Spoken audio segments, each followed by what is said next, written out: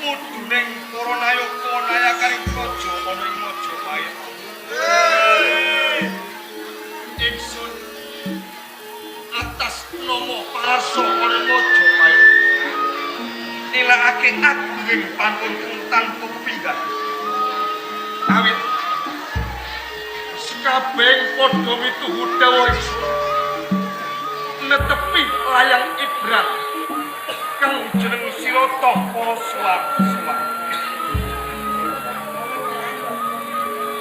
Dumateng dika paman Kensur kula sadya dawuh katingalan wilujeng satrauh panjenengan wonten pendhapian Majapahit pikantuk berkah saha pamit sowan kula ing Praja Majapahit kalih boten kathah ben kula namung ngaturaken sugeng pangabekti bojo kula tampi dawaos sami-sami kasihan marang sira Kakang Aryonam paring dawuh Sang Prabu Basuki swan ana ing pendopo Majapahit pikantuk berkah saha pangestu panjenengan swan kula ing pendopo agung negari Majapahit kalis ing Rudra pidodolen ing samudra boten kalih bilang minangka kawula netepi wajib mugi sungkem kula dikonjuk sampeyan tak tampa gawe bungaing atringsung lungguh kang prayoga para mengestani marang sira Kakang Kebuanabrak sabda dalem sinuwun Prabu Kertarajasa Jaya Wardana adoh saka papingan munggah ana ing kraton Majapahit netepi dawuh ingsun Basuki Swanka pangestunan dalem tebih saking mampringan dumugi wonten ing kraton Majapahit anggen kula sowan Basuki sinuwun Prabu kaya mengko nggih wangsul ndika paman Kensur sabda dawuh katunggal jumbuh layang Ibran ingkang dika tampi isinipun layang Ibran sedaya nayaka nayakaning praja wonten ing Majapahit kula jak rembahkan bab kumplangipun dampar kepatihan Hamangkubumi wonten ing negari Majapahit lajeng pemanggihipun paman Kensora sinten nayaka praja ingkang patut kula winisuda minangka patih Hamangkubumi wonten ing Majapahit paman. Duh sinuwun Prabu Kertarajasa Wisnu Jayawardana kula namung saatasipun juru demung amonco yen to kawula supados dumbuk utawi milih peranganipun Nayaka Praja ingkang patut lenggah wonten gamparipun kepatihan Hamangkubumi kados saruji kula kinten langkung wicaksana panjenengan dalem sinuwun monggo sinten ingkang panjenengan dumbuk utawi panjenengan minangka patih Hamangkubumi ingkang abdi namung sarujuk Puri Handayani nggih namung kemawon menawi ndumuk salah tunggalipun Nayaka Praja tegah ingkang sampun usah dhateng salirik meneh marang sira Kakang Kebuanabrak sabda dalem najan to sliramu mung sak hadipati ning papingan nanging uga saka guru ana Majapahit mula tak keparengake jeneng sira uga melu cawe-cawe sapa kang pantes kadumuk kawini suda minangka patih Hamangkubumi ana ing Majapahit Kakang Kebuanabrak sinuwun Prabu Kertarajasa andika pandhap ngayoman wonten ing Majapahit ingkang pinayungan Hasta Brata menawi kula dipun keparengaken urun-urun rembag ngenani bab komlangipun dampar kepatihan kula kinten panjenengan ingkang pantes hamini sudo utawi hamiji sinten kemawon ingkang panjenengan puji minangka Mahapatih Hamangku Majapahit ingkang abdi dalam kebuhan abrang namung derek panjenengan Kaya nggih lamun to kabeh nayaka prajane Majapahit kang supaya ningsun miji salah sawijining nayaka praja kabeh padha midhangetake hangingit hanimbang lan hamutusak lamun to Kakang Haryo Nambi ngawini sudo minangka patih Hamangkukumo.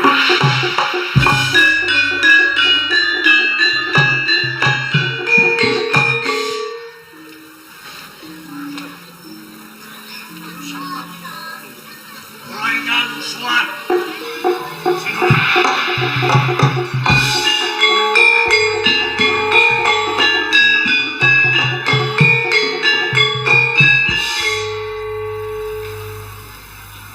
Kakang Ronggolawe sabdonan dalem randhat suwanmu ana ing praja Majapahit.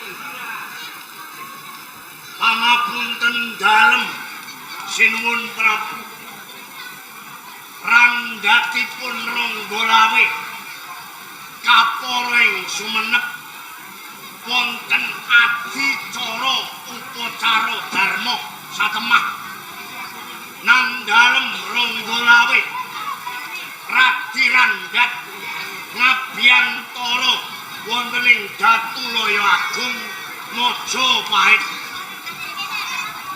namung sinuwun pepunden kula Kakang Ronggolawe menawi abdi nang dalem Ronggolawe kepareng mundhut pirsa babakan rikalanipun Ronggolawe lumebet wonten ing salebeting alun-alun Majapahit wonten bentuah gongso Sekar Delima tinabuh wonten bendebari Kiai Gugruk ngantos mangungkung mangambal-ambal ing antariksa estunipun menapa sampun katetepaken hanggenan dalem atur serat ibran Pasewagan Agung ing Majapahit sinuwun Kakang Ronggolawe sabda dalem adicara wini sudan patih Hamangku bumi ana ing Majapahit wis katetepake Kakang. lajeng sinten ingkang kapiji pinangka Mahapati Majapahit Ora ana liya kang kawin suda minangka patih Hamangku bumi ana ing Majapahit inggih amung Kakang Haryo Nambi.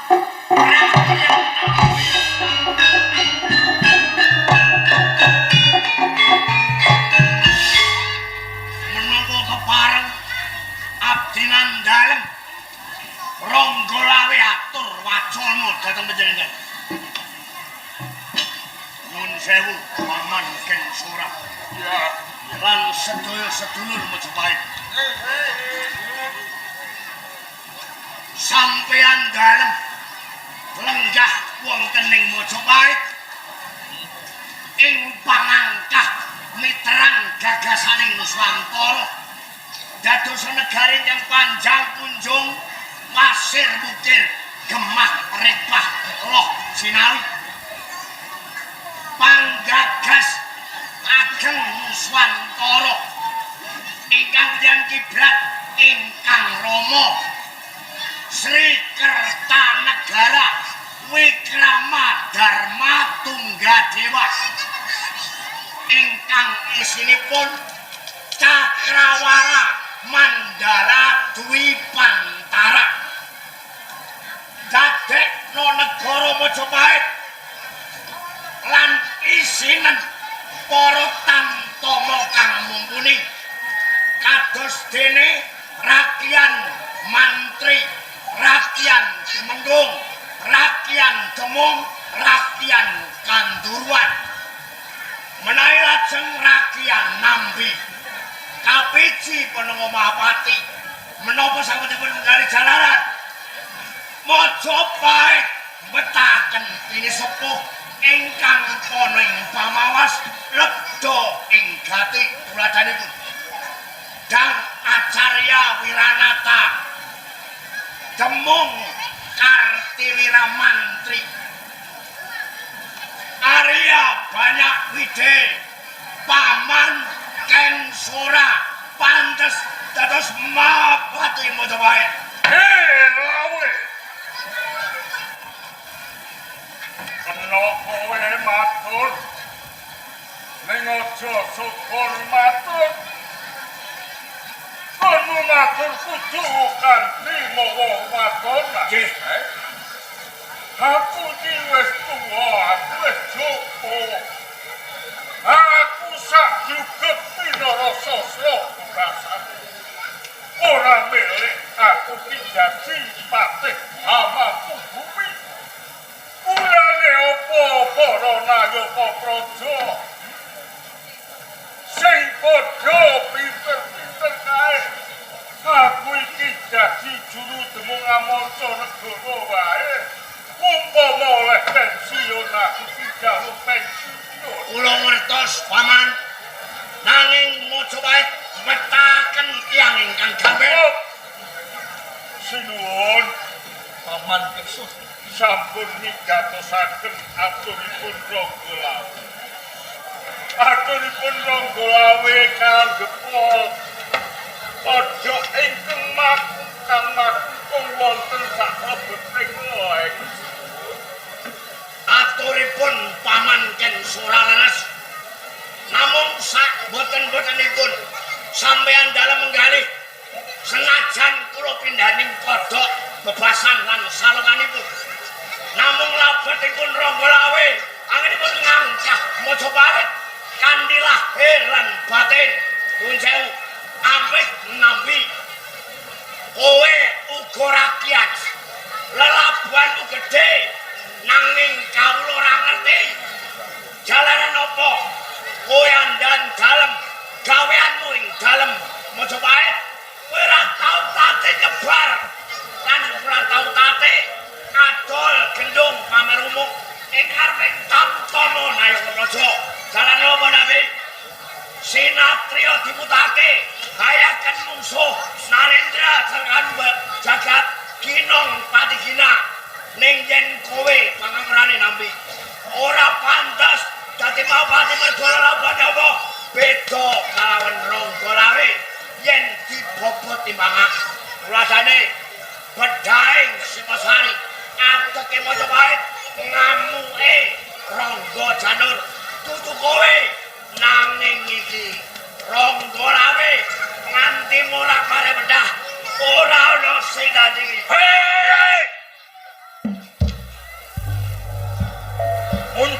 muncrat itu penjirangan Ken Sora semule kowe ora ngajeni kabeh saka gun Majapahit ana brambi suaramu mamungkum indane koro-koro ing gedung Transwong suarane mangambal-ambal nanging kosong yen to kowe nonyol kake labuh betmu tumrap Majapahit yo kleru wae dasare akeh para senopati kang gugur oleh ronoman yo to ngrung kepine negara Majapahit bener ora kaya dapur murawi kebuh anak perang riko dadi senopati ana ing Singosari gelar jajan nganti semekoneng pamawayu Gamos raya nanging kebuana perang orang nonyol-nonyolake waktu rapet sebab kebuana perang salah ora dipratake perkara marang kowe nanging baru mangsa kecepratan satemah kowe nesuwe nabrak aku ngerti opo isen-isen ngawe loro atimu nambi dijumenengake mawate amantu Majapahit jalaran kowe dhewe kok kepen jumeneng mawate Majapahit sakum wong aku dene niat ora salah ning kowe ayam mergo samurine kowe mung trimo anteke nambe ben ora tutup-tutupe iki pangeran tamu anak Bram bae ora usah wis sumbar oneng ngarepe Sinuwun Prabu Kertaraja Jayawardhana yen pancen kowe ora sarujuk lawan nambi kang jeneng bapake wae kuwi parabudakan karo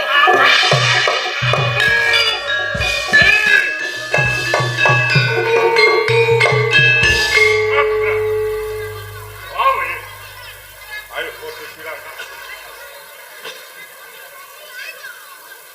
pangapunten paman Kensora Kowe iki sawijining saka guru Tekraton Majapahit. Apa meneh kowe iki wis dadi derajat lan pangkat minangka aturan. Nanging tumindak lan patang iku kaya dene bocah angon wonten asepe. Iki ora ana ing alun-alun, iki ana pepadaning Sinuwun Prabu Kertaraja Sawestu Jayawardhana. Kok padha ora ngajeni ana mencari Prabu Kertaraja. kula hormati panjenengan kula ngajeni nang dalem sinuwun nanging pangratunipun ana Bram piyambakipun nantang perkara kalian Regolawe Cukup ditutup Pak marang sekabeh nayaka praja ana Majapahit. Ingsun ratu ana Majapahit hanetepak lamun to Kakang Haryanambi minangka patih Hamangkudu. Mula sapa wae sing ora sarujuk pranatan ana Majapahit kena ninggalke Majapahit.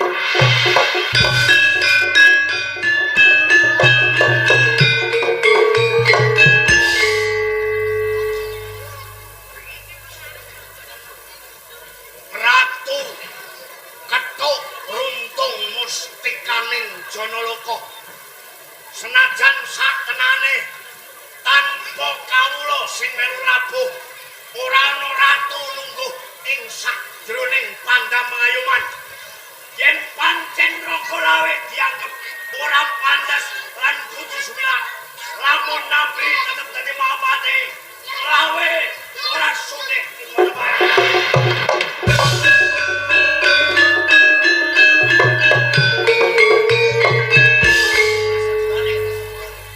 Sinuwun Prabu Kertaraja Kakang kebuarap Adipati Tuban Regolawe boten sarujuk yen to nampi jumeneng Mahapatih Hamangkudu wonten Majapahit kula ibarataken gajah ingkang medal saking Wandilan.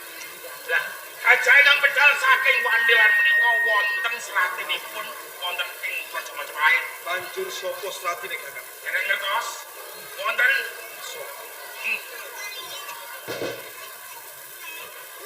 Dumateng Paman Kensu.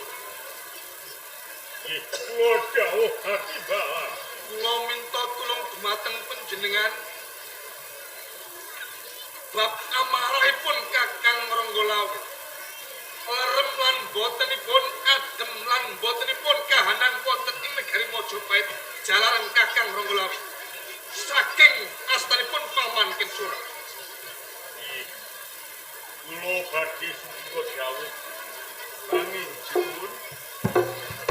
Yen kemangkinipun Regolawe boten kersa sowan ing Praja Majapahit.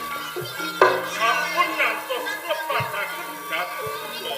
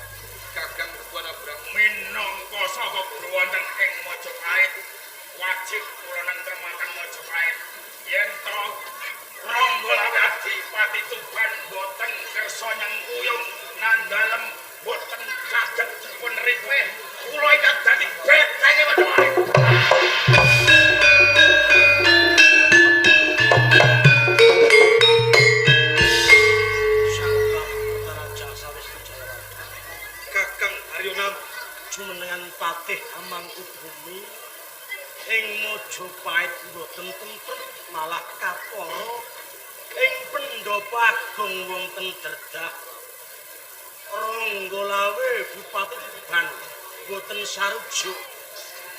Tinimbang samangke Tuban lan Mojopahit nuwuhaken perang ingkang ageng. Prayoganipun dipun jabel kemawon kula nambi minangka patih Hamangkubumi paringaken Ronggolawe Bupati Tuban Kanjeng. Kakang Aryuna paring dawuh menawi mekaten panjenengan singlar saking tanggung jawab minangka prajurit ana ing Mojopahit.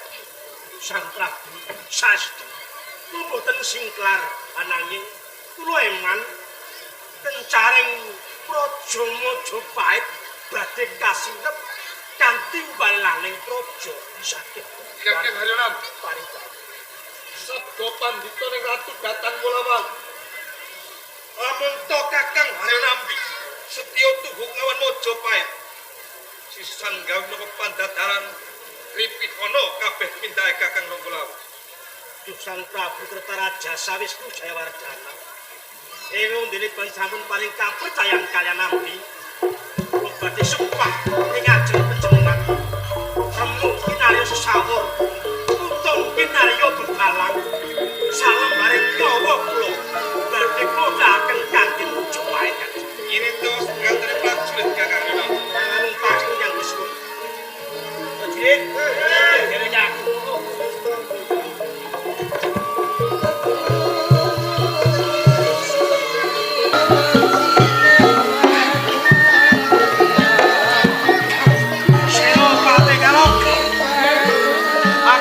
Barangken sira tetapke para ayo kebolo tuju ing Kabupaten Tuban.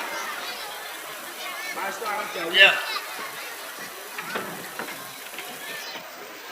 Para Tangkama, Siaga Makarya, Kestya Sanjata Lumaksana kita. Tandya! Tandya! Tandya! Tandya!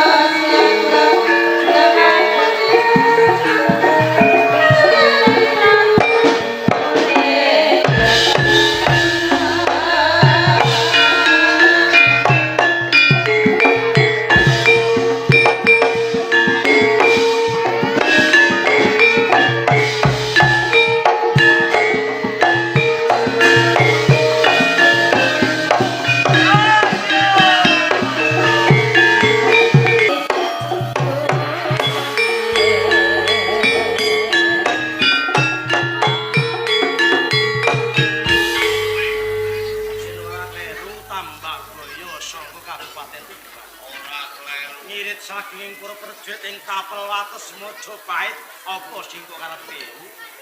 Tak sengaja. Aku ngirit kawula ning Tuban, mujuwana ing Praja Majapahit.